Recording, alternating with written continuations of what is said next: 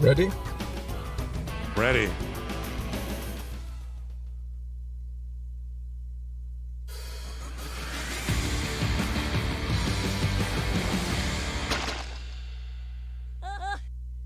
Hey guys, we're here back with a new episode.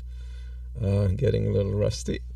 We haven't seen you in 3 weeks. That was kind of a long stretch. We had things coming on our radars, and we got kind of sidetracked. But here we are again. Marcus, how are you doing? I'm fine. I'm doing fine. Well, we also had snow, but not at that extent as we saw what's going on in Texas. Right. Well, Amos, how are you doing in New Jersey? How's the weather there? We're snowed in. We had a couple of rough weeks of snow that's heavier than usual, but we're kind of equipped for that, so it's not the end of the world. Yeah.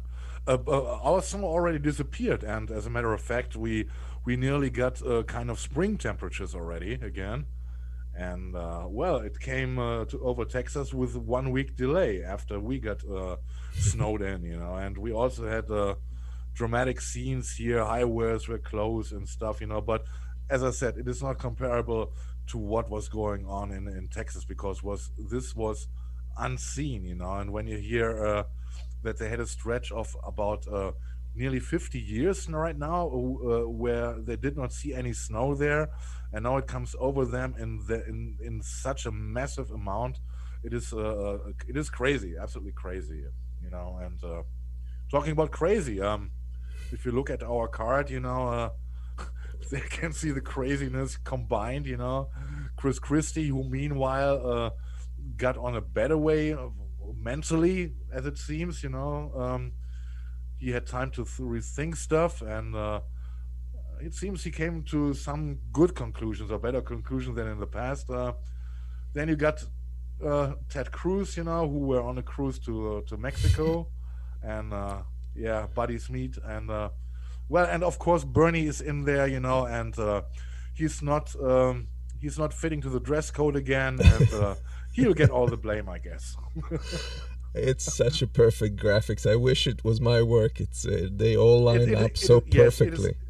It is not our work, to be honest. The credits go to Twitter, and it is done by a guy or a group called Real Kofifi DJT. Yep. Credits to them. It's a great thing, and I could not resist to take this for our card today. Let's Right. run something Yeah. just for starts.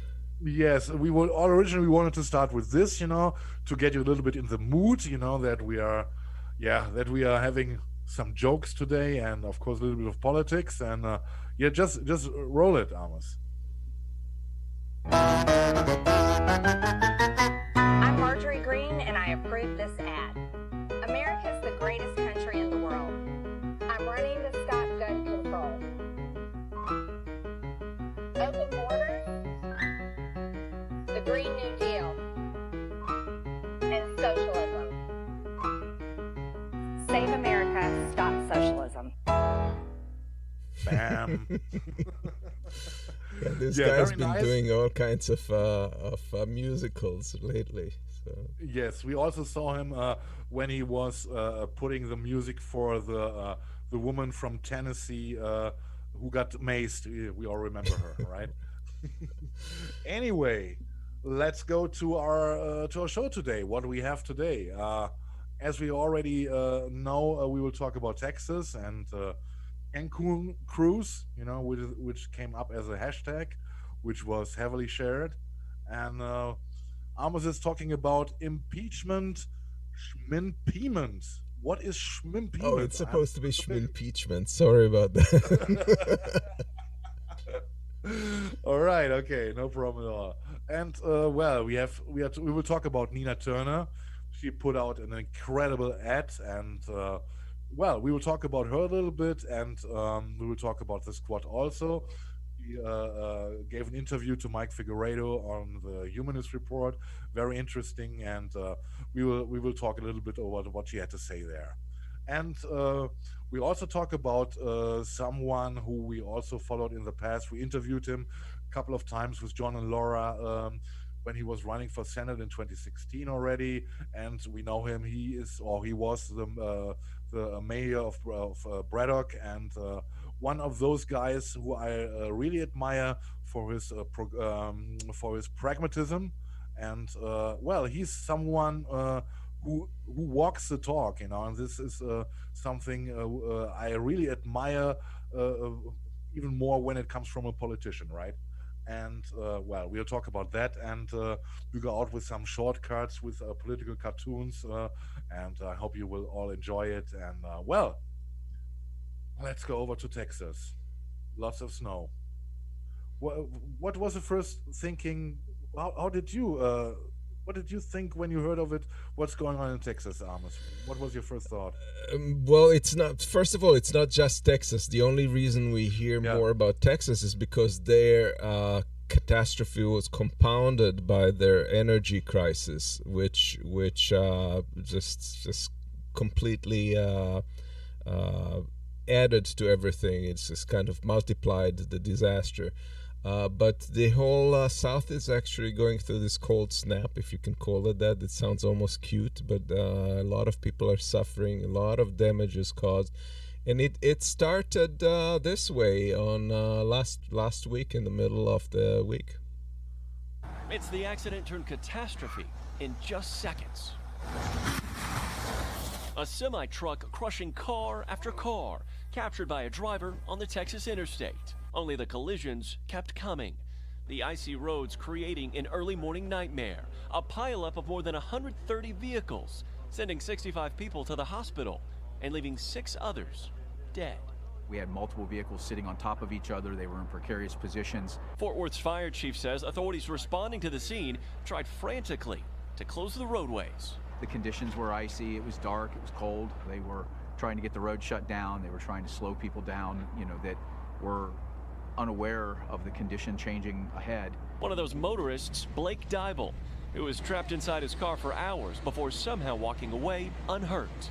Skid for about 100 feet or so, and then hit the wall.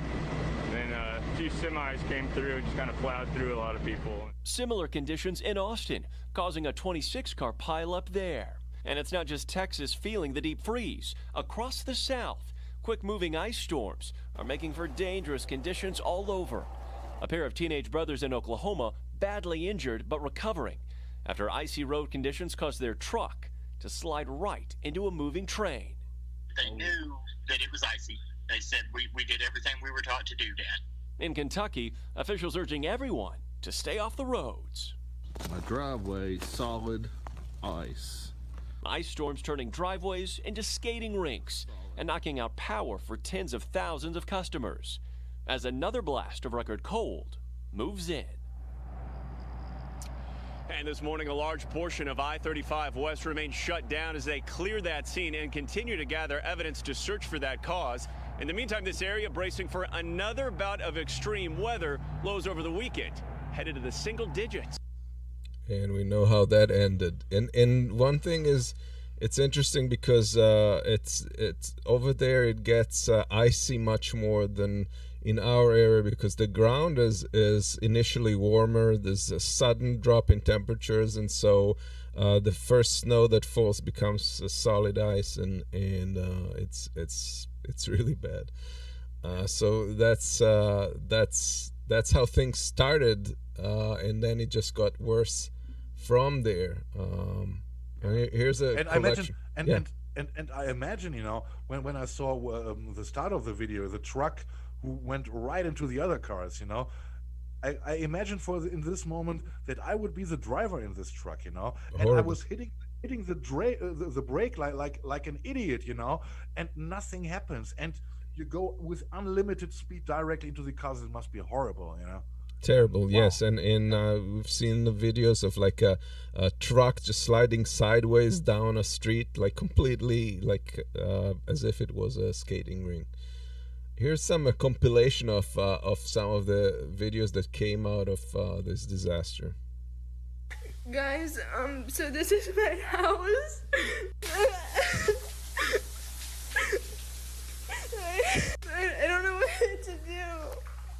It's all, everything's flooded. The whole house is flooded. The roof collapsed.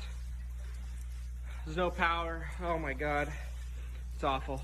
It's been 40 hours, no power. It's freezing. It hasn't snowed here since 1973. Our hot tub and pool, literally frozen. It's crazy. Half the lake is frozen. The poor ducks. It's crazy. KNG up. We're surviving, baby. Fuck.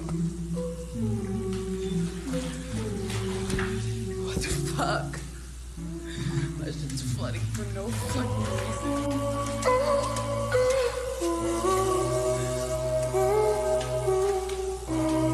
Everything's fucking ruined. I don't want to hear nothing, bro. I always had heat in my house, bro. We have this guy in the second video, but yeah, that looked pretty awful to me. I can't imagine what they're going through, and obviously people of lower means have much worse time with things. The pipes are freezing and bursting. That's why you see a lot of flooding. And they lost electricity. Now let's just back up and see why is Texas so much far off, worse than other states. And it goes straight to the point that they insisted on not wanting to be regulated by the federal government, by FERC. FERC is the Federal Energy Regulation Committee, and they as a result completely severed. They're not connected to any grid outside of the state. So if they lose power, there's nobody can give them power. They're cut off.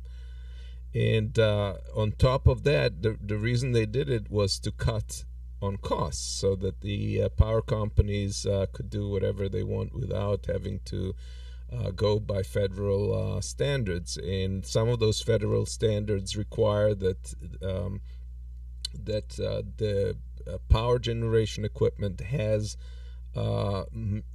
devices that unfreeze it in case of cold weather. And they've skipped that. They've just not installed those to save money or whatever, because Texas is usually not experiencing cold. But it's not like it's never had. Like 10 years ago exactly, there was a storm like that and a disaster, and they haven't learned a single lesson from that. So Texans unfortunately have their own politicians to blame for this, their own energy companies. There's really nowhere to point the fingers. The governor tried to ironically point the fingers at the Green New Deal, which is ridiculous because that hasn't even kicked in, that haven't even started anywhere. And the percentage of power generated from wind in the state of Texas is minimal. And again, with those turbines also, they just simply chose not to use the package that is supposed to prevent freezing. By the way, where are you at, Cyrus? I'm curious where you're at. Meanwhile, let's look at the other. There's this other video here. Let's see. Bring your dog inside. It's 1 degree out. Bring your fucking dog inside. Oh, baby, really? Yeah. Even in the sweater? Hey, I don't stop me. Oh, are you okay? Oh, no. The whole house is flooded. The roof collapsed. There's no power. Oh my God. It's awful. It's been 40 hours, no power. It's freezing. It hasn't snowed here since 1973. Our hot tub and pool, literally frozen. It's crazy. Half the lake is frozen. The poor ducks. It's crazy. KNG up. We're surviving, baby. You do not live in Texas. Don't speak on this weather. We are not used to this. We do not. Oh, darling, no. Here's the thing about that. Remember the California fires? Yeah. Remember you guys laughed your ass off about that? Yeah.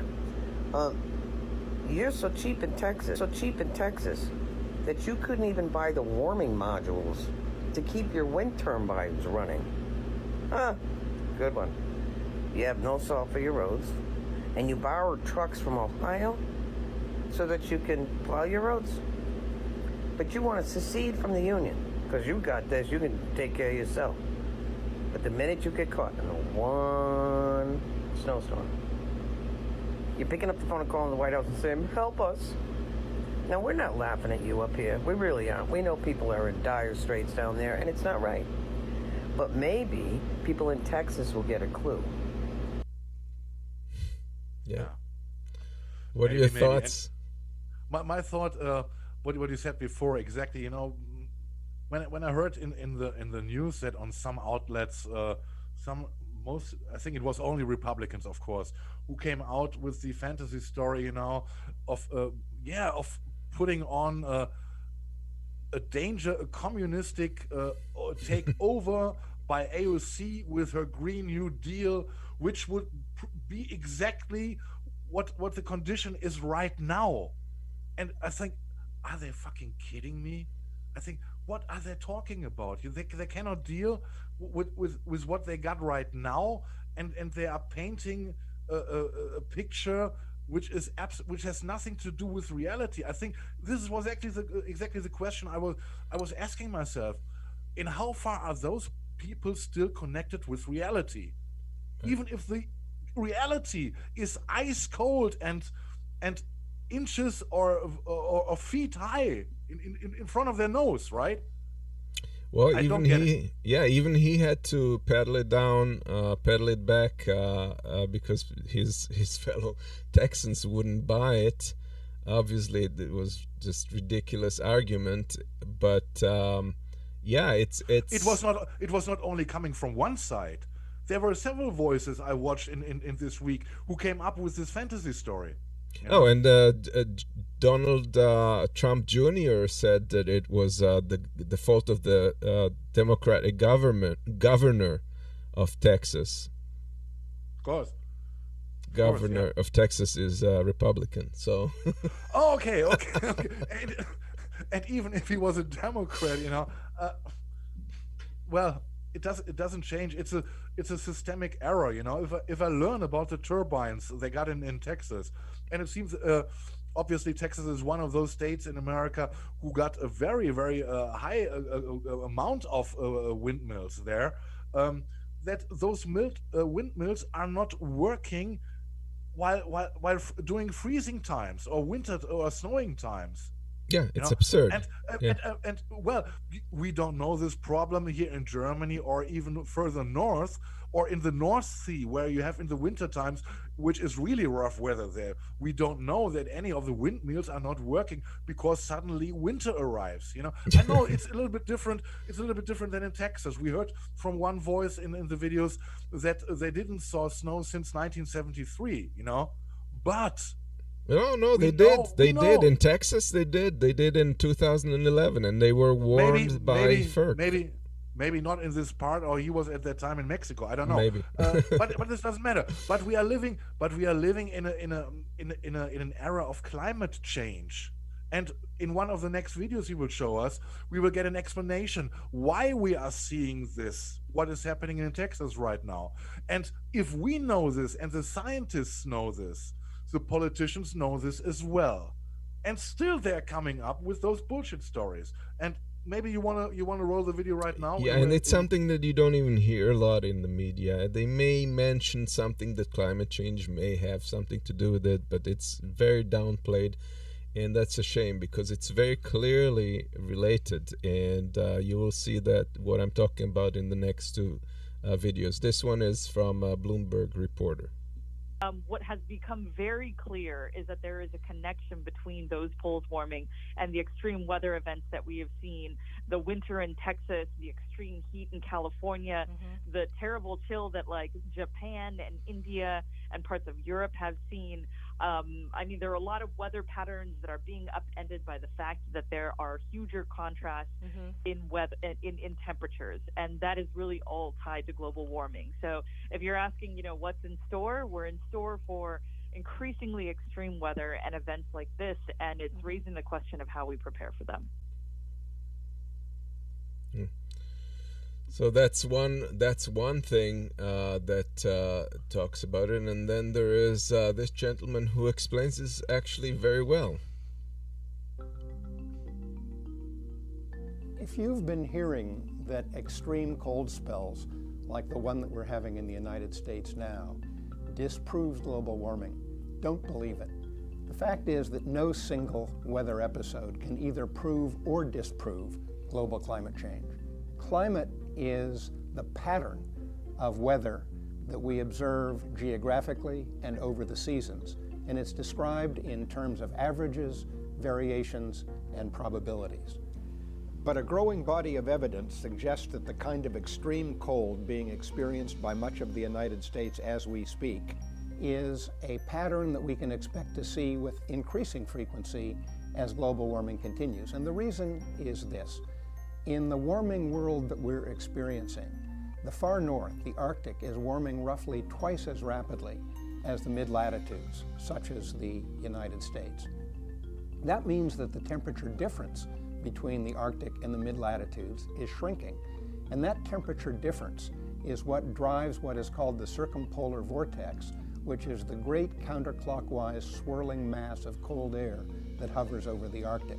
As the temperature difference between the Arctic and the mid-latitudes declines, the polar vortex weakens, and it becomes wavier. The waviness means that there can be increased, larger excursions of cold air southward, that is into the mid-latitudes, and in the other phase of the wave, increased excursions of relatively warmer mid-latitude air into the far north. Computer models tell us that there are many different factors influencing these patterns. And as in all science, there will be continuing debate about exactly what is happening. But I believe the odds are that we can expect, as a result of global warming, to see more of this pattern of extreme cold in the mid-latitudes and some extreme warm in the far north. And when do you think was this video produced? Just it's not a new one, definitely not. Well, a hint was the White House logo at the end of that thing that was produced 6 years ago. All right, yeah. So it's not anything new. We knew about it. We know about it. It's not a surprise. There's no question what's causing this. But unfortunately, people are still living in this dream world where they don't want to admit. Yes. And Jilly and Cyrus, my heart goes out to you guys. I know it's not fun melting snow for water, and that's another thing that we forgot to mention, that in Texas they lost water. They just didn't have. They just don't. They can't pump water, so and the water that they have is contaminated. So they were telling them heat the water, but they don't have electricity to heat the water. They're not using as much gas over there as water. So it's a complete mess. Yeah. I hope that everyone is safe there, wherever you are right now. It's crazy that that's in a pandemic. There's so much coming together right now, and and even this now, we did not. There was another guy in a video we did not completely show, who had to put on his showers, because somehow who had to put on his showers, because somehow the showers were still working to get some warmth inside his restroom, I think, where he was, right? And he was sitting there fully packed in warm clothes, but he was still freezing to death, and he was saying he cannot take it anymore. And I'm wondering how many families are still sitting there in Texas or whoever where the storm hit them, and it must be horrible. And my heart goes out to them also, right? And this guy was willing to pay someone $200 an hour to let him and his dogs warm up for an hour or for a while there. Yeah, it's absolutely crazy. Yeah, and then you see, and that it's elegantly going over to Ted Cruz. Teddy. I mean, it might sound a little bit cynical, but with all the heat you produce, with this trip to Cancun, you easily could give worms to every Texan, I guess. I'm sorry for the bad joke, but it's how unsensible can you be, and how unresponsible can you be as an elected senator of Texas to abandon your state, go with your family to Mexico, being caught doing this, coming up with lame excuses, putting your family as a front shield before you, and saying you were in permanent contact with everyone in charge in Texas. Who do you think would believe that? I can understand. I think it's human, to think that your family is first, that you got to care about your family, and I can understand this. But this does not necessarily afford to do this by myself. I can say to my family, to my wife, take the kids, go wherever you go. I am busy here. I got to organize something. Maybe I got to call the National Guards. I got to do something for the people, at least the people who voted for me, right? No. He's packing his bags, and he's, taking the plane, going over to Mexico. And this is exactly what this elderly woman said in this video. Maybe the Texans finally wake up and see who are their representatives. What do you think, Amos? Yeah, I think this is not surprising to whoever knows Ted Cruz. He was trying to, at least he didn't throw his wife under the bus this time. He just threw his daughter. He said his daughter wanted to get somewhere warm, and it's totally didn't explain it. He had to cut his visit short, though, once he was spotted in the airport and this whole thing came out. He had to come back the next day, and he claimed that he was just dropping them off, but that's very unlikely because he was booked for the rest of the week. The lamest part in this excuse was when he said that the moment I took my place in the plane, I realized that it might not be quite good. Ugh, really? Who do you think? Are you kidding? It is. This guy's something and it's else. crazy that those guys are coming through with this, Yep. And that's the thing that is that is he's placing himself as this dad that just had to help his family. He was like doing the responsible thing. What about all these people who don't have any choice? They cannot leave. They can't afford to even go take a car ride, let alone fly to Cancun, to a Ritz-Carlton resort, and bring along friends and family in first class. So it's like it's just ridiculously it's privilege, and it's not just bad optics. It's bad politics. So there's no surprise that there's a lot of jokes and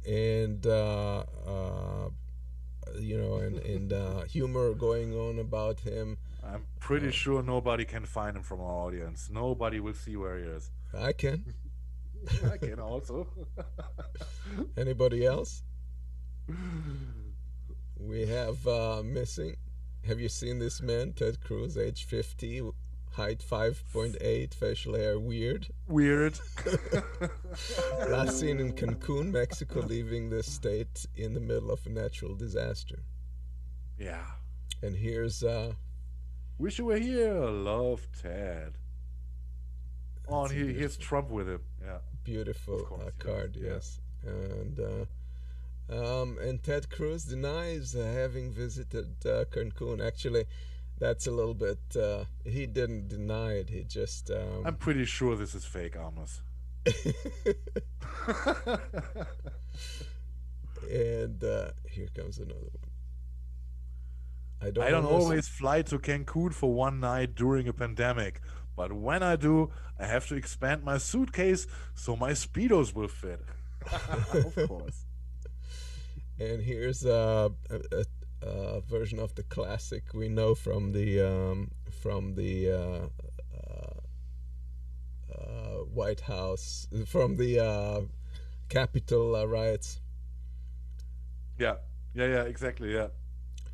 And the truth of the matter is that this didn't even have to be, it didn't have to happen because, there was other people who did much more than he did. Here's Alexandria Ocasio-Cortez, who she raised $2 million and they spread things for relief in Texas, and she's not even from Texas. So yes. Obviously politicians can't do a lot even if they're just senators. Well, what I still don't get, being a politician, I always thought needs that you also have a little bit of instincts, political instincts, or so, how to deal with stuff, with colleagues, with constituents, But we can see more and more, Remember our card, Remember Chris Christie, where he just took the beach for himself, while all others were not allowed to put a foot on it. This is so instinctive, in my opinion, and it shows how far away are those elected guys. Meanwhile, and I think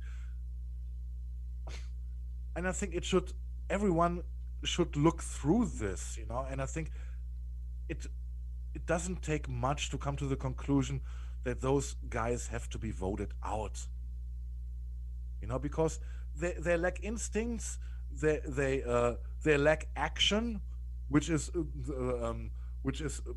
most needed at this moment, right? Yep. What? Explain me, Amos. We're seeing here Alexandria Ocasio-Cortez, the 2 millions.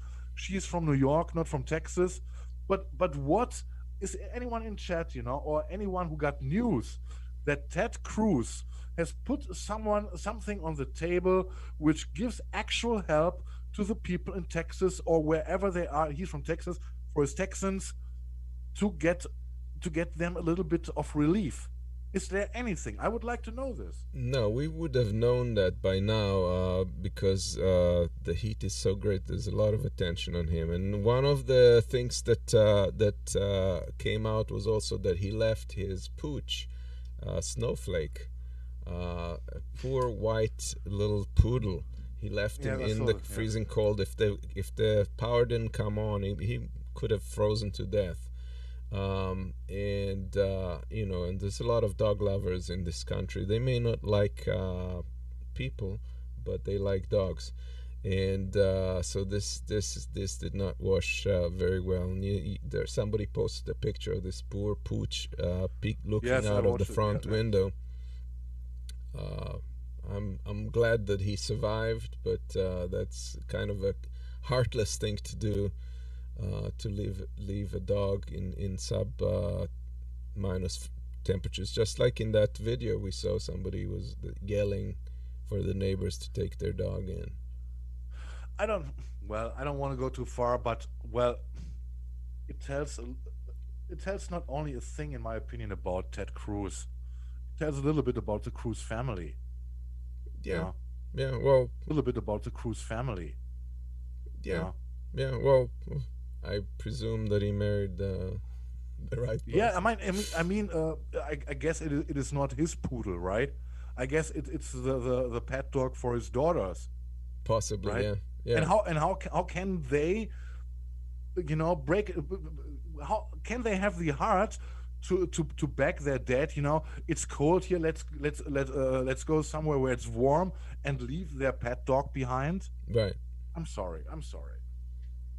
You know. Anyway. Yeah. Next topic. And Kate here in chat. Welcome to No Joke. By the way, I read that you are new here. She says AOC raised the money privately.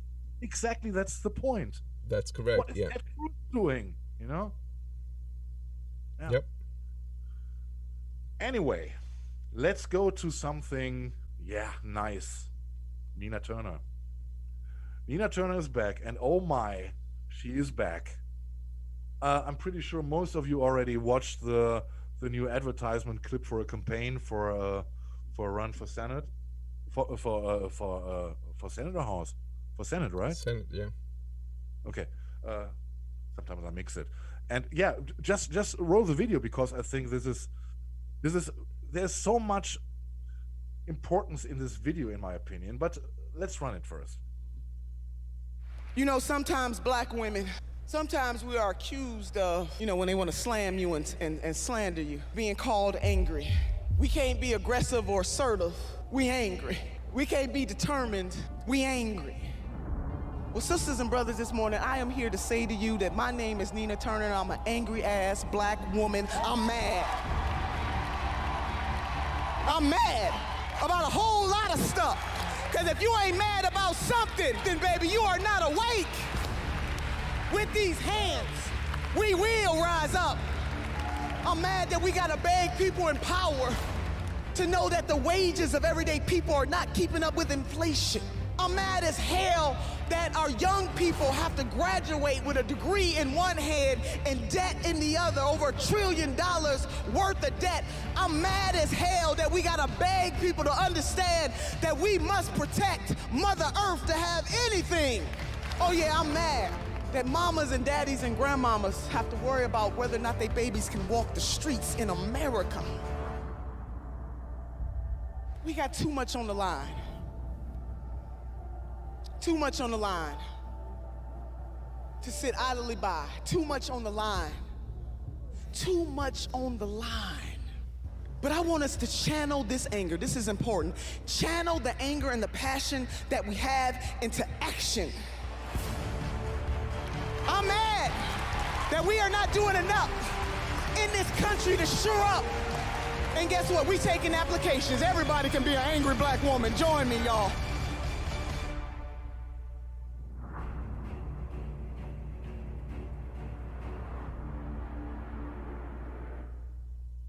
Take action. Yes, it is. Of course, Lynn, I mix it with John Fetterman. He's running for Senate, and of course, Nina Turner is running for the House. Impressive clip, if you ask me. What do you think? Yeah, it's very inspiring. Absolutely, and I think there's one important sequence in this clip, and where she talks about anger, you know, and that she is an angry black woman. And I was thinking about it, and I think that anger is not what we should look for in this case. Anger is nothing which brings us forward, because maybe it's my Germanness in this, because we in Germany we differentiate between Wut, which is anger, and Zorn, which is wrath. You know, anger, and this is quite interesting. And for this, I put on a quote by Pope Gregory the First. If you can put on slide 29, please. And this Pope, who lived in the 6th century, he brought it to the point. He nailed it. He says, "Reason can oppose evil with greater force when wrath gives a helping hand in a serviceable way." And I think this is exactly the point, because anger and being angry and raging lets us to what we saw a couple of weeks before at the Capitol. This is why we call it a clown coup, because it wasn't a revolution. It was dangerous, of course, and but it was rage. It was anger and rage. But to get things accomplished, and there Nina Turner is absolutely right, we got to channel our anger. And I would precise it. I would say the wrath must be channeled, the rightful wrath, because this connects plans that we want to have a solution.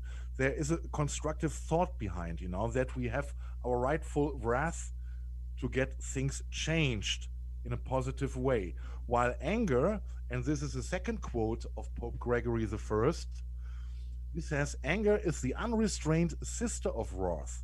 And there he is absolutely right, and this is why I think we gotta do it with a plan. We are all angry, we know this, but we cannot lead us, we cannot afford to being led by our anger. We should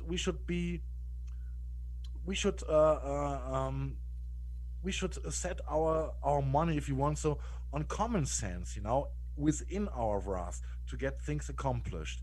And as I said, this is an important point which Nina Turner expresses here when she says we got to channel this and to put it into action, And I just wanted to mention it because I think we should be clear about what we are doing. We can. It is meant in many ways. It is also how we are connected on the left, on the progressive side, together. In how far we are fighting against us, in how far we are trying to help us. I think this is what we need more. We gotta need the unity. We gotta be united in our wrath to get things accomplished. We should not go on to divide ourselves over little stuff, because in the end we all want the same, right? And the question is how to reach this target, And well, I'm happy that that Nina Turner puts it in this advertisement, because this is the real message behind. We cannot achieve anything in a rage, but I think in a planful wrath. What do you think, Amos? Yeah, I completely agree with that. I mean, obviously, we've seen what rage and anger has done in the Capitol, and it's not a pretty sight. I don't think it can lead to anything good, even if it was for something good. Yeah. And we also have one of our last quotes from Nina Turner, where she says, this is slide 27, Amos. For me, this is a ministry to lift up the issues that will change the material conditions of people, and not just any people who need it most, the poor, working poor, and the barely middle class. I'm running because I know we can make government actually deliver for the people. And if there's one person in America I buy this from, then it is Nina Turner. And if you know her, and I hope that she gets elected for this, because she is desperately needed, in my opinion, especially when it comes to the squad. And there we are approaching our next topic around Nina Turner. She was in the last week. She was at Mike Figueiredo's Humanist Report, and it was a very nice interview he had with her. And he also asked the question, which moved us for a couple of weeks, when it was about force the vote, and in how far the progressives in the Democratic Party should Nancy Pelosi under pressure what Medicare for All concerns. And Mike Figueiredo asked exactly the question: what Nina Turner's take on this is, how she thinks about this. And I have a short extract. She said a lot of interesting things in it, but I wanna point out to this special point. And if you can run it, please. Mike, you're right. It is complicated. That's the first thing I need the grassroots to understand, especially progressives. And I know progressives are disappointed. I mean, we tried 2016, 2020. I get it. So for me as a leader, not just somebody elected, because there are things that I can do in committee, things I can do on the floor of the Congress, but there's also things that I can do in my community and also across this country. So don't I don't want to say don't be disappointed. You got to have some understanding. It's okay to be disappointed, but the squad is ultimately the best that we have in terms of being able to push an agenda. And what that means is that you might not always agree with the methods.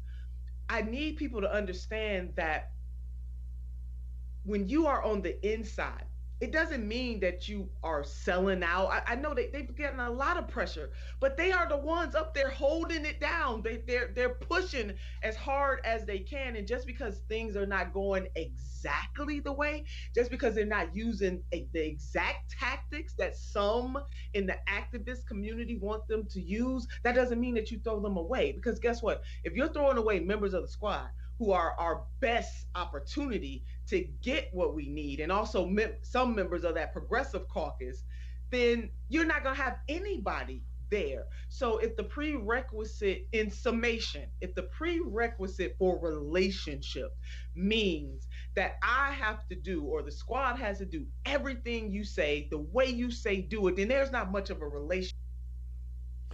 Yes. Well, it is a great answer from Nina Turner, of course, and I love her for this. Of course, she defends the squad. But you also noticed how she was a little bit struggling when it came to the point, in how far you got to be disappointed about what was happening around the vote and the progressives. Well, first of all, I was asking myself if Nina Turner was already in charge when it came to the question for the vote. How would she have reacted if she was already elected? And I think she would have forced the vote.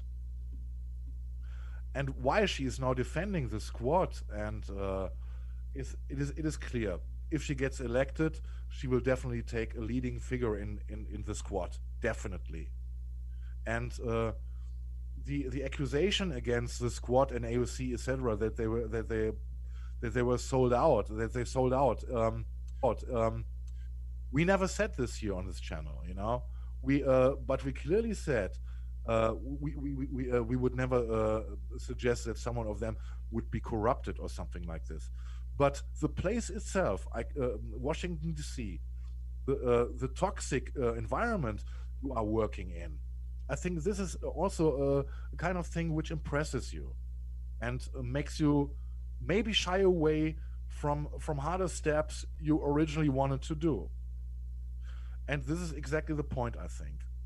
And this is why I think it is so important that Nina Turner gets elected to put over the leading role in the squad.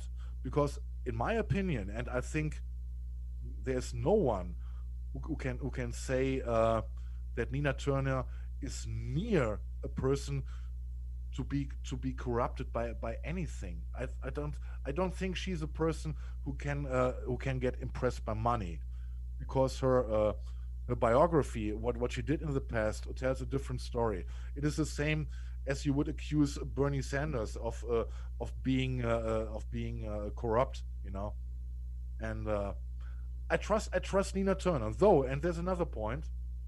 She's defending them, and she says it's the best we have in the party. We have to support them because there is no one else in the party, and this is exactly the problem, in my opinion.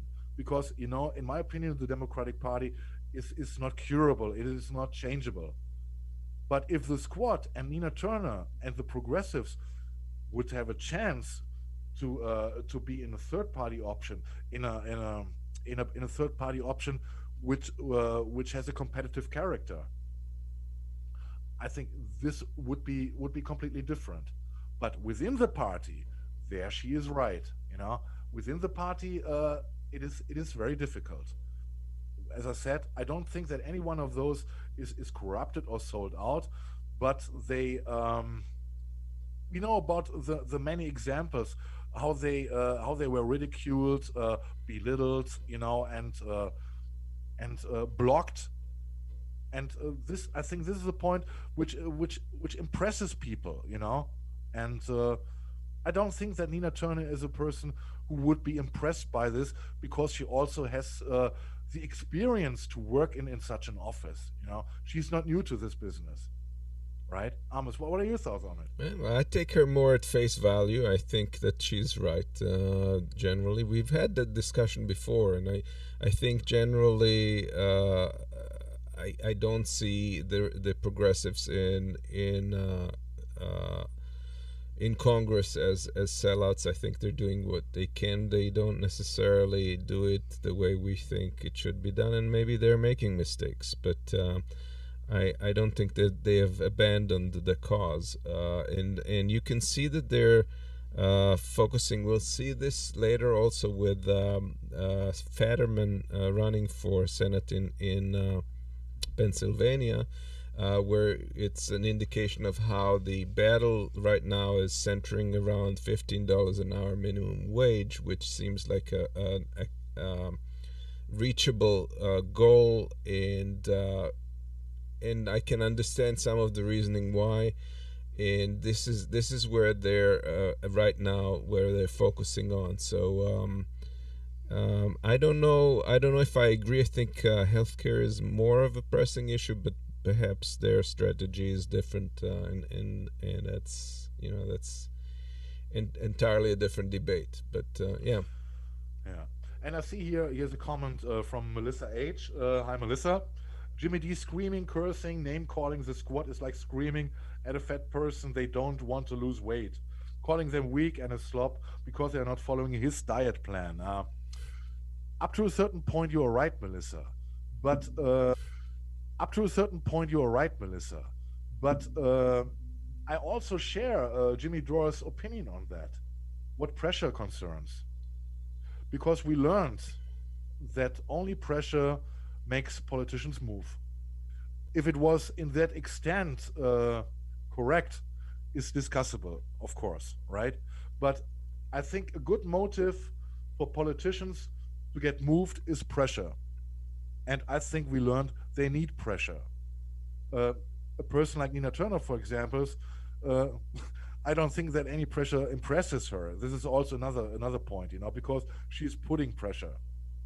But I agree. But also, you have to remember, though, that any politician's power is greatly extracted from their backing, from their constituency. So if we can't get the constituency organized, and these people that were doing the hashtag force the vote attempted it, and this hasn't resulted in a major wave of support. If we can't back up those politicians with a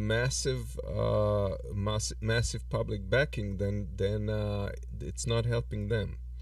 So we have to also look at how we're organized, how we're acting, and so forth. Yes, whether we're calling congressmen, congresspeople. Yes, exactly. But there's also a thing, yes, Nina Turner, of course, she has to defend the squad.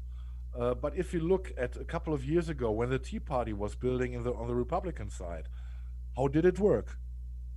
They put their politicians under total pressure, right?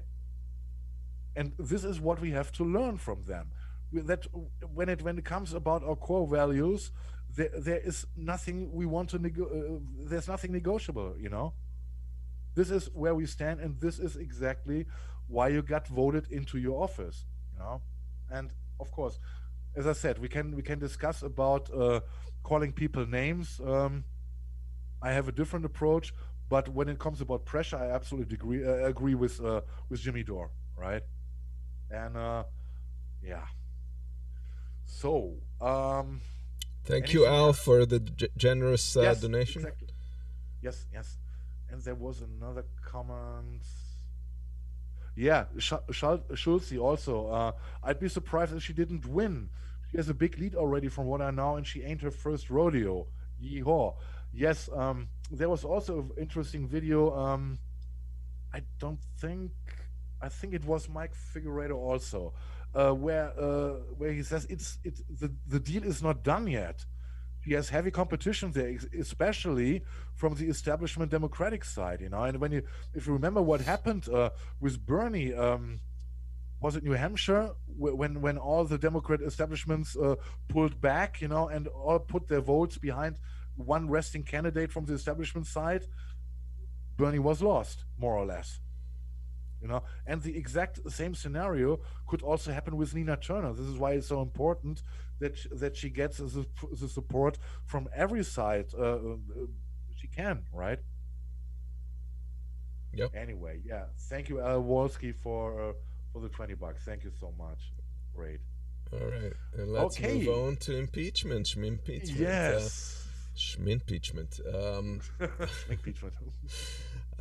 Well, we haven't had the program in a long time. In the meantime, we had this impeachment, and it didn't surprise anyone, but it was a tremendously awful outcome or awful results where Republicans basically either destroyed their party or set the grounds for a future Trumpian party that will destroy democracy. So either one of these two can happen, and it's hard to know which one will.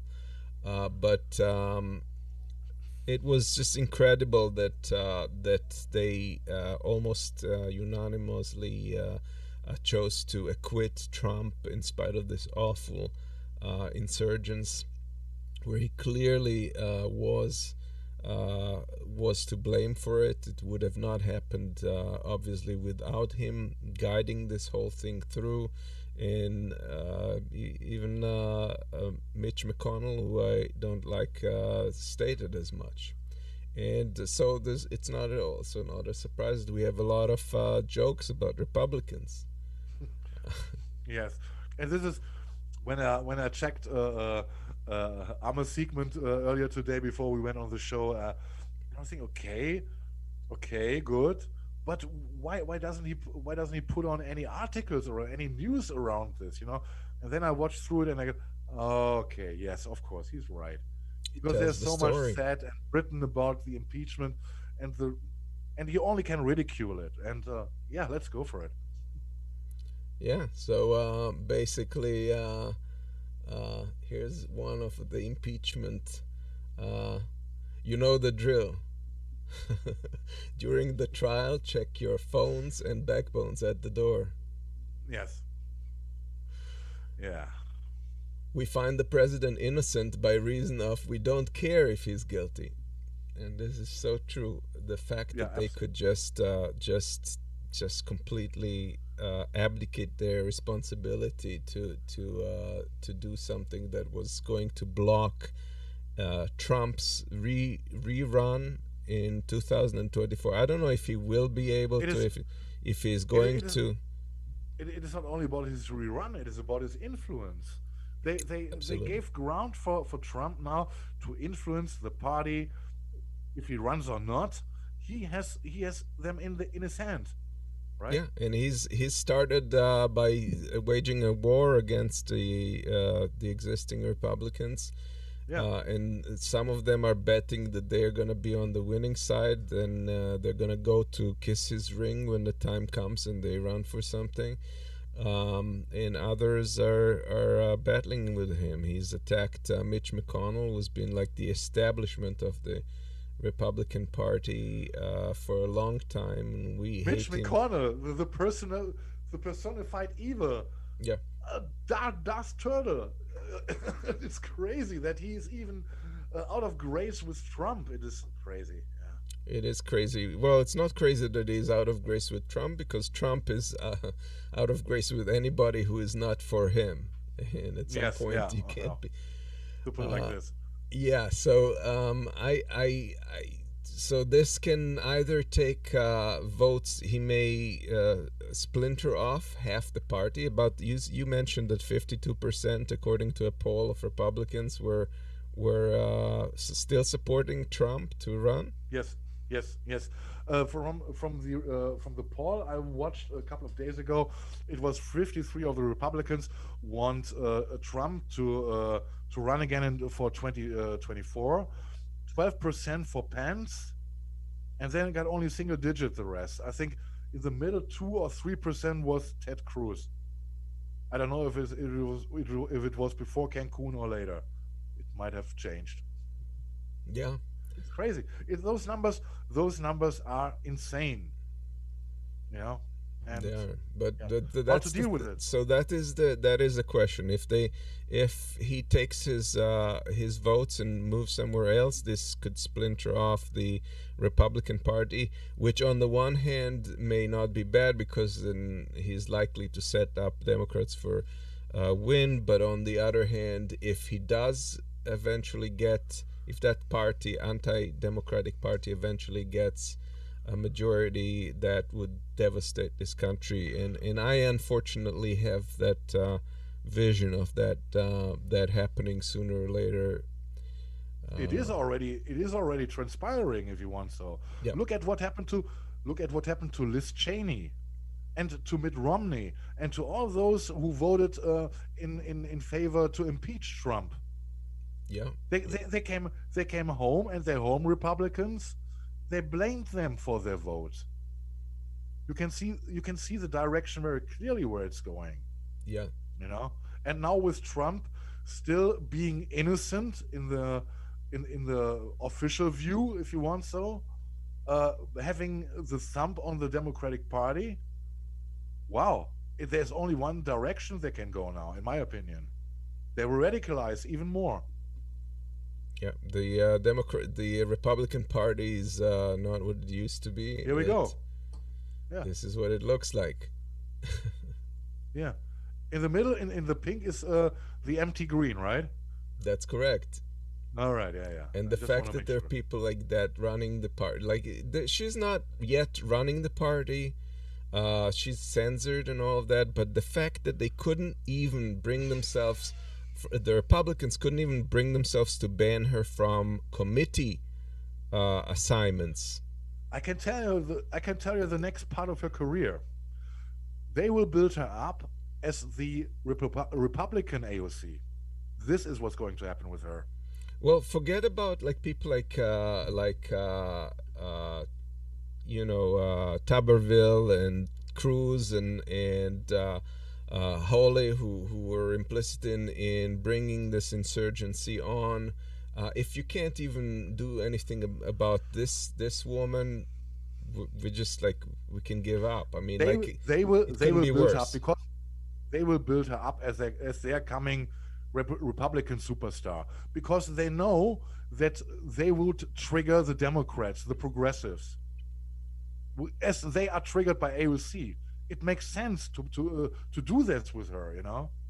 Yeah, but there's no real consequences at this time, no, of course not. And that is the scary part, because this just strengthens that kind of blatant disregard for democracy and attack on democracy. And this just, if we don't manage to sanction those people, it's just gonna come back to bite us, and that's what's happening. Nobody's reforming democracy and all the loopholes that were uncovered yet, because they're focused on COVID and other things, and I think that that's a big problem. And even if the Democrats would do so, the Republicans are not on board, so I don't know how far they would get.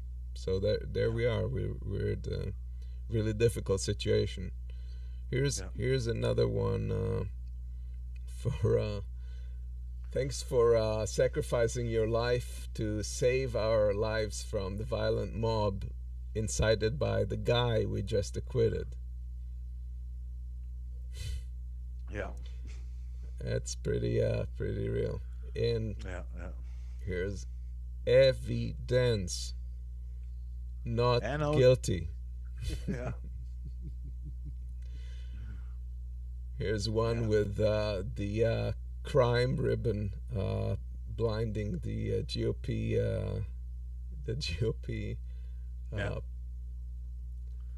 And a variation on that. please wear the mask. We know they're not wearing them on their noses. Yeah.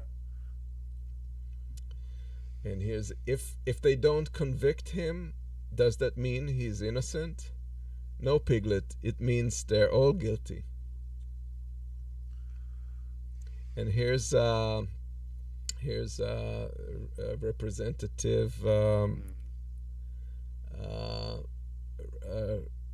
Rafkin, who I've kind of started liking in his recent performances, done very much.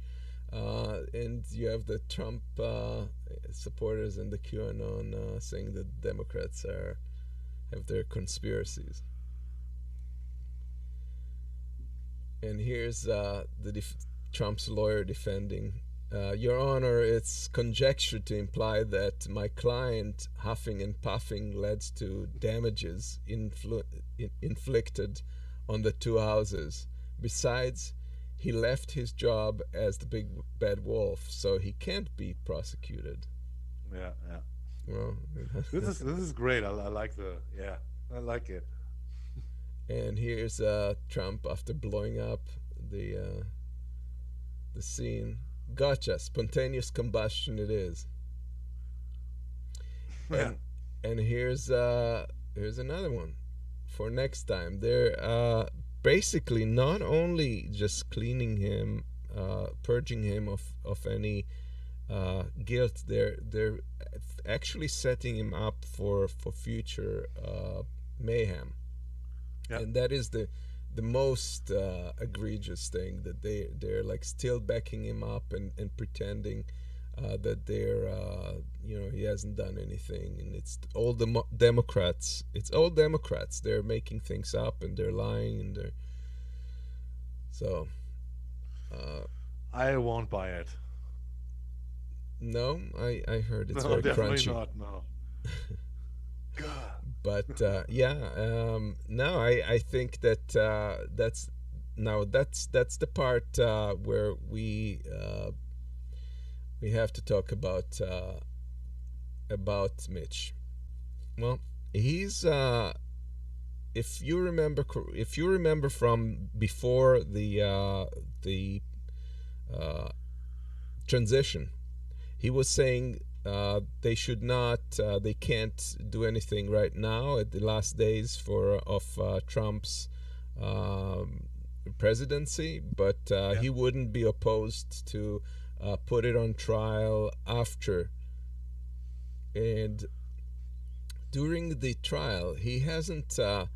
He's come on and he very clearly blamed Trump for everything. He said that it clearly was his fault, but he refused to vote for it for his impeachment because he said, well, now that he's out of office, it's not constitutional to do. So he's dancing on both sides. Such a hypocritical thing, and typical to him. And Kentucky's finest. Kentucky's finest, yes. And we have I will not hold a trial until after Trump leaves office.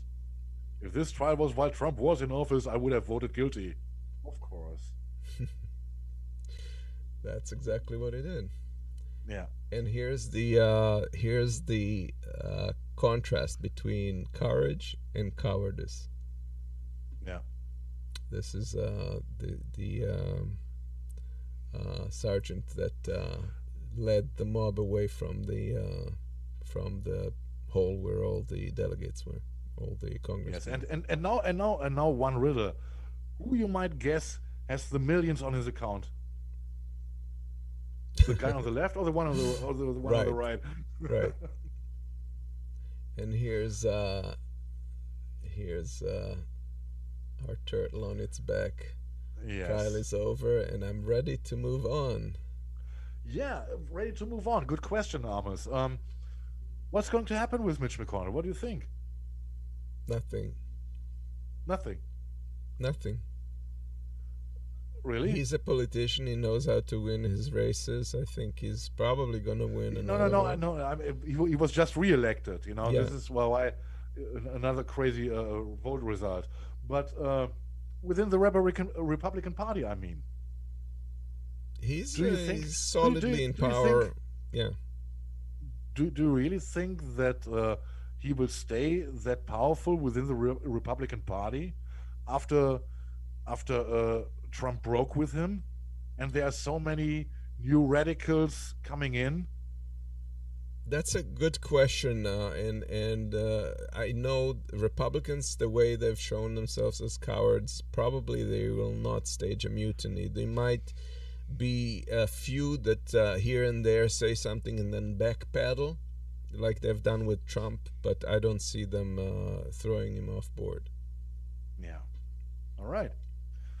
So let's go away from a little turtle, go to the big man, to the big boy, John Fetterman.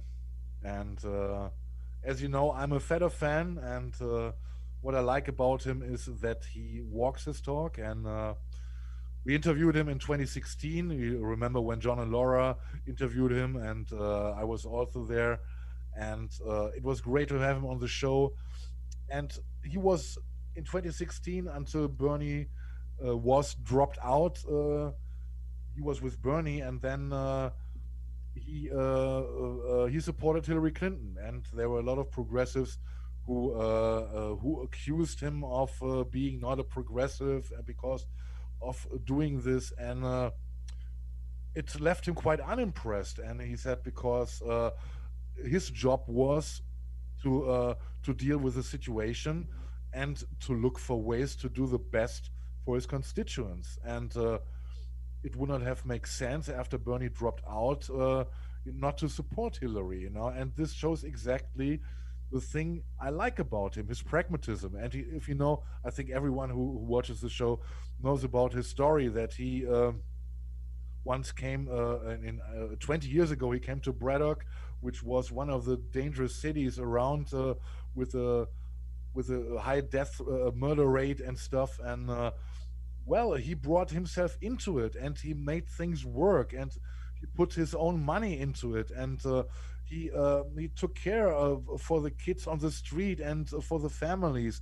He gave them homes at a very low rent, or in some cases for zero money, and he developed it. And of course, his stature, he's 6'8", with a body, with a goatee, and etc. He's impressive as a person visually already, and of course, it attracts somehow the attention of the media. And also, he used this. He brought, I think, a Lewis advertisement spot to Braddock, and well, the city is in a much better state since he took over, and actually he is the lieutenant governor of Pennsylvania, and I think it's remarkable. I was wondering why he is now candidating for Senate, and this also shows his pragmatism, that he wants to do something actually. Normally, as a lieutenant governor, his next step would be to become governor of the state. This would be the normal career, but he decided not to run for governor when his time would come. No, he wants to take action, and this is exactly what I like. And yeah, please show the clip. Oh, Dan McCartney, thank you very much for the 2060. There's a lot of great towns in Pennsylvania that people living there feel like their best days were a generation ago or more. No one deserves to be abandoned. These communities deserve to be helped. You are the mayor of Braddock, Pennsylvania, correct? That's correct. Okay. Real estate prices have dropped 50%. Correct. The population has fallen from 20,000 to 3,000. You're encouraging people to move there, okay? All right, so I'm sold. But for people who don't get it, sell us on Braddock. I came to Braddock, 20 years ago because I wanted to work and fight against the inequality that I saw raging in this country. Braddock was a marginalized, wholly abandoned community. But that's exactly where I wanted to spend my career. Fetterman wears Braddock on his sleeves, the zip code tattooed on one arm, the dates of murders on the other. The things that I learned, in Braddock is that every place matters. No place deserves to be written off. These places across Pennsylvania feel left behind. They don't feel part of the conversation. That's why Donald Trump went to these small counties and held these big rallies. We cannot afford to take any vote for granted. We cannot afford to take any place for granted. Whether we're in a place like Braddock or a place like Emporium in Cameron County, the smallest county in Pennsylvania. Talk is cheap, but for the last 20 years, I've been working to represent, rebuild, and to advance in these places. As the community marks an important 5-year milestone, people are really starting to have hope. Tomorrow will represent the 5th anniversary without a homicide in town. U.S. Steel plans to invest $1 billion in its Mon Valley works and make them the most environmentally friendly in America. History was made in the Democratic primary for lieutenant governor. John Fetterman won the 5-way race among Democrats. He's a different kind of character, I'll tell you. Yeah, well, that Western Pennsylvania registered Democrat, but voted for Trump. Fetterman can get a lot of those votes. We don't have to agree on everything, but I will always tell you what I believe is the truth. I'm going to fight not for one part of Pennsylvania, not for one party of Pennsylvania, but for one Pennsylvania, just the way I did as mayor, just the way I'm doing as lieutenant governor, and just the way I would as your next U.S. senator. Beautiful. Yeah, absolutely fantastic video. I like it very much. And yes, Dan, we interviewed John Fetterman twice in the past, and hopefully, maybe we can get him back someday, and he will tell us more about what he achieved. And as I said, he did a lot so far. And the next thing is, and Amos already teased it earlier, is around the debate around the $15 minimum wage. And this is exactly where he stands for, and he puts it in a quote, "That's a hill I would die on." He is fighting for the $15 minimum wage, and of course we can discuss in how far in some places it is enough to enough as a minimum wage, but if you learn about current minimum wages of $7.25, it is ridiculous. It is a slave's wage in my opinion. It is too much to die, but too less to survive somehow, and it definitely must change, and it's good. And I hope that John Fetterman, he also meets heavy competition. I hope that he gets elected. He would be a strong voice within the Senate, and as I said, mostly he shares what Bernie also stands for. And well, I would love to see him in Senate. And well, he's one of those guys, I guess, who is not impressed by the environment in Washington D.C. Because he knows who he is and what he's doing and what he did, and I think he's one of those guys we hopefully can count on in the future.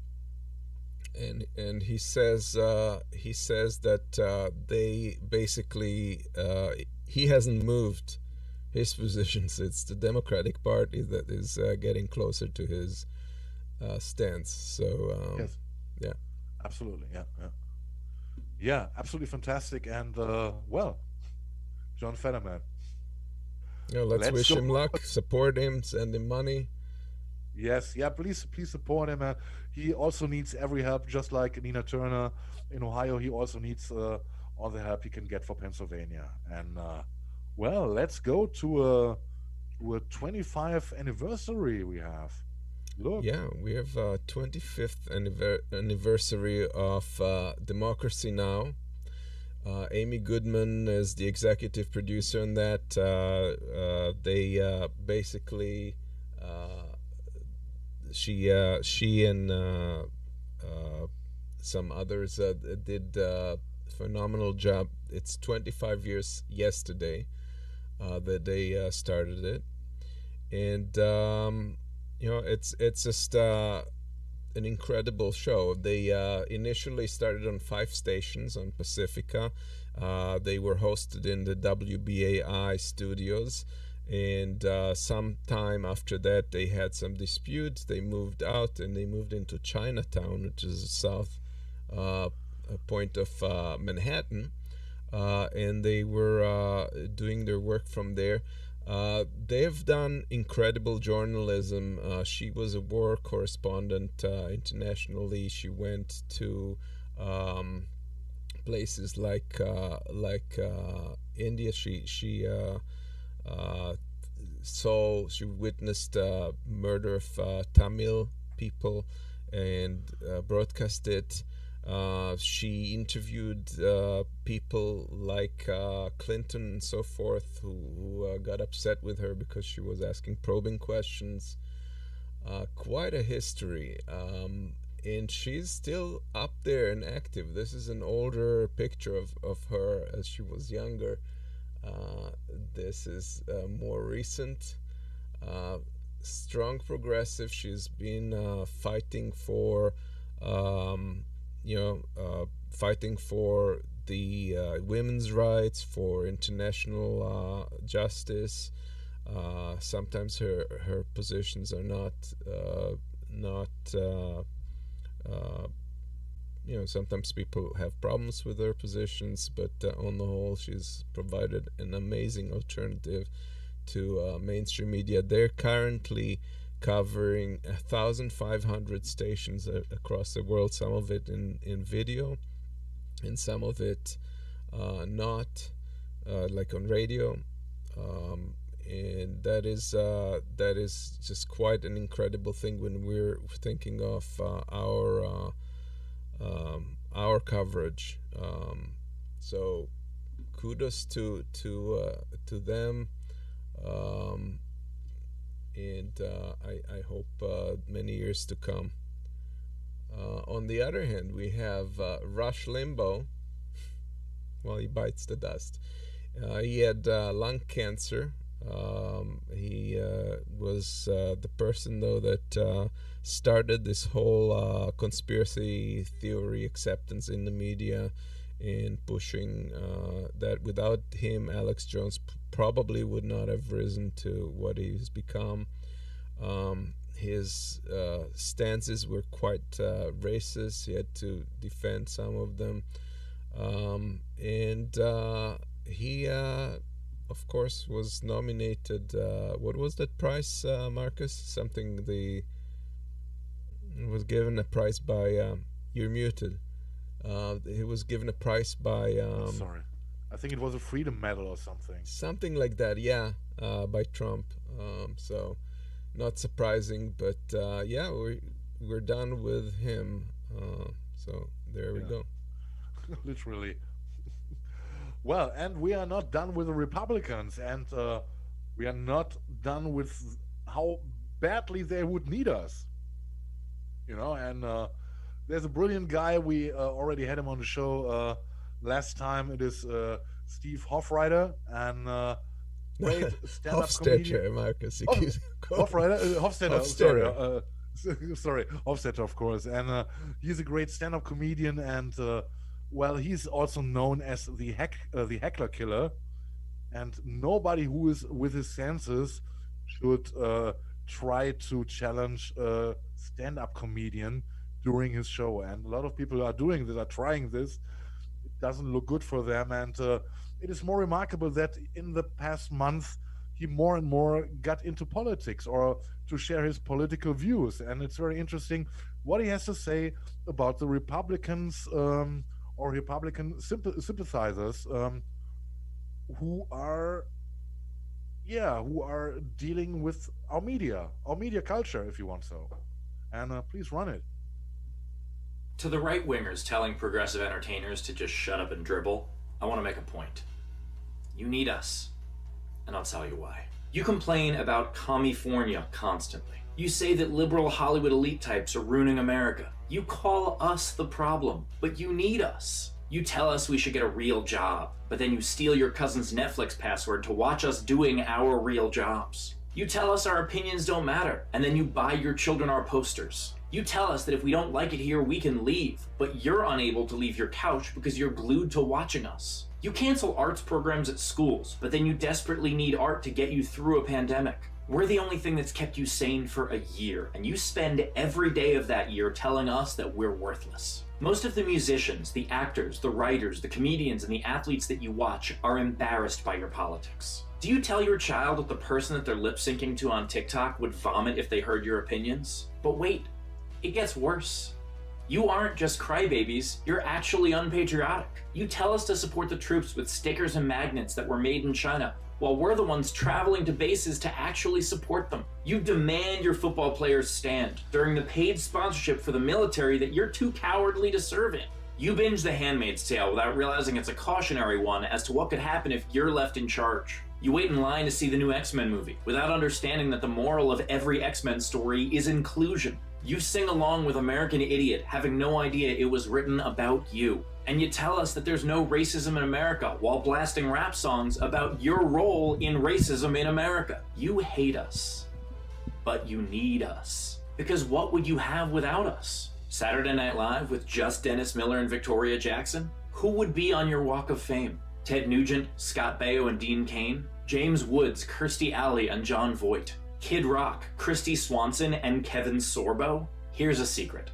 None of them were canceled for supporting Trump. They couldn't have been, because none of them were working before that. Your celebrities haven't been relevant in decades because your opinions haven't been relevant in decades. Meanwhile, I have this dumb mustache because tomorrow I start filming another movie that you're gonna watch. And if you think that there's no way you'd watch anything that I'm in, I remind you that you're doing that right now. So why are so many entertainers progressive? To be an entertainer, you have to understand the human condition. And you can't understand the human condition without understanding human struggle and the need for progress. That's why people like you share uncreative memes instead of writing your own, because you don't know what your opinion is until someone else tells it to you. If you were creative, you would understand that terms like California are hack, and that your dumb red hats were designed by someone who doesn't know how to change the default font. So go to your rallies and wave your flags and tell us how bad for our country you think we are while we know your life revolves around us. You can't quit us. If you don't believe me, try going a month without watching any of our TV, movies, or videos. Don't listen to our songs or watch our games. Nothing produced by libtard, politically correct hippies. Not a thing from Twitter-loving, bleeding heart, windmill-cancered progressive snowflakes. You won't last a week because you need us, and you know it. Not a day. Yeah, he nails it. He's absolutely right. You know, and it was great when he got into who would be on the Walk of Fame. You know, Ted Nugent and Kid Rock, and oh god. No, and you once I occasionally do listen to conservative media to get pointers, to get an idea where their head is at, and they have some commentators that are supposed to be satirical or funny, and they're so lame.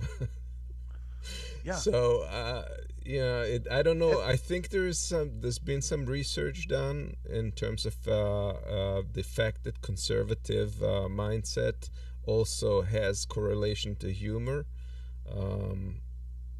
So it may all be somehow connected, but I don't know. Yeah, and I think he nailed it also when he says that those guys, you know, those right-wing musicians or actors or somewhere, they are not working for decades because they are not relevant in what they are doing. And this is exactly the point, you know. Look at all, you know, they can be as horrible as they are. Look at the latest productions on your TV, right? And I guess you won't find any right-wing colored TV sitcoms or shows like that. I assume, because I'm not living in the US, of course. But you can tell me, Amos. No, you're right. It's I mean, it's obviously there's a disparity there, but yeah.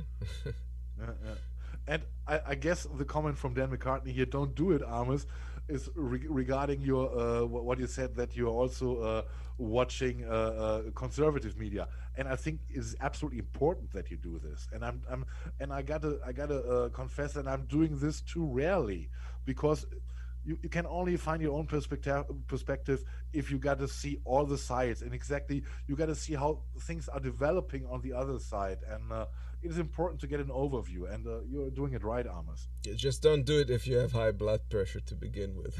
Yes, of course. Yeah, that's right. Yeah.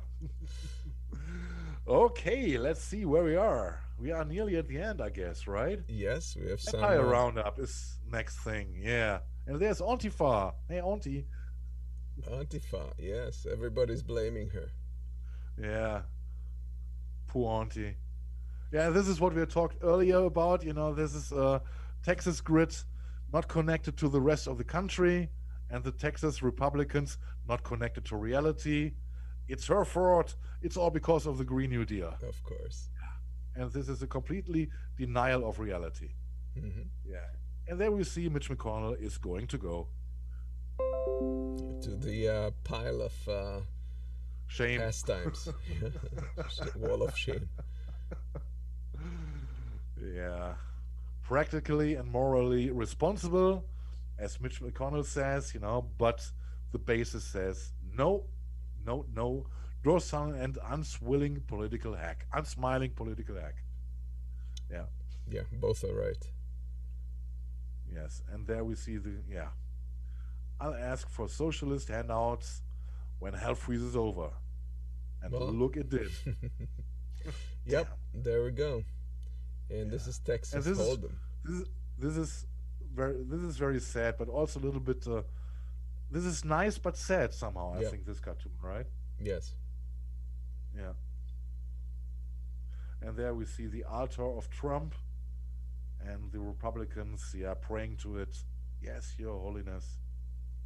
And the bullshit goes on. And Biden has purchased enough vaccines to inoculate all Americans, but Trump has purchased enough GOP senators to inoculate himself. Very true. Yeah. And this is the last one. Oh no, now the gays are shooting their space lasers. What's QAnon to do? Yeah. We will keep our eye on it, and we will report as soon as we got news about the crazy laser beams coming from space. Especially you will check out, if there's a conspiracy, Amos, right? I'm working on mine in the basement. The only thing is I'm missing a diode, and I can't get it anywhere. Yeah. And that's it for today already. Thank you all for watching and for being patient with us, for that we are not being there the past show times, to be exact. We are back, and I hope you enjoyed this today. Amos, thank you very much for your input. It was great to be with you again. A lot of fun. It's great to see you all, guys. Yes, and I hope you guys are safe. Please enjoy the weekend. Be safe. Avoid the coronavirus. Avoid heavy snow if you can. And hope to see you next week. Is there anything on your program for this week, Amos? No, and there might be. I'm still trying to get some guests on the show. I am interested in examining the whole filibuster thing, because I think it is a little more complex than progressives are putting it. I don't think just eliminating it without anything in its place is a good thing, because it could bite us back, and I'm hoping to have a guest to discuss this with. Meanwhile, if you like the content we're putting on here, just please share. That's the best. If you want to thump it up. Yeah. All right. What are we getting out on? Yeah, we are going out. We started the show more or less with a musical note, and of course we are going to finish it. It's a short one because YouTube don't let us play complete songs anymore. They are bullshitting us. So we are going back to the piano guy who does brilliant parodies, and in this case we got a TV preacher. I forgot his name, Kenneth Copeland or so. I don't know. Campbell, I think. Copeland. Copeland. Yeah. I think Copeland was it. And great one, and I hope you enjoy it. And have a good one. See you next week. Bye guys. Bye.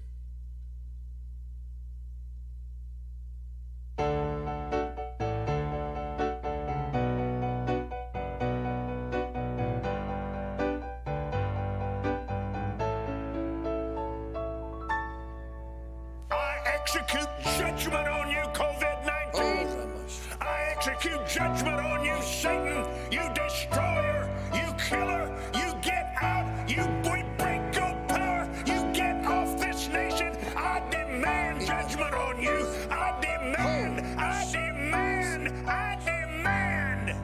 a vaccine. listen to Commie Man.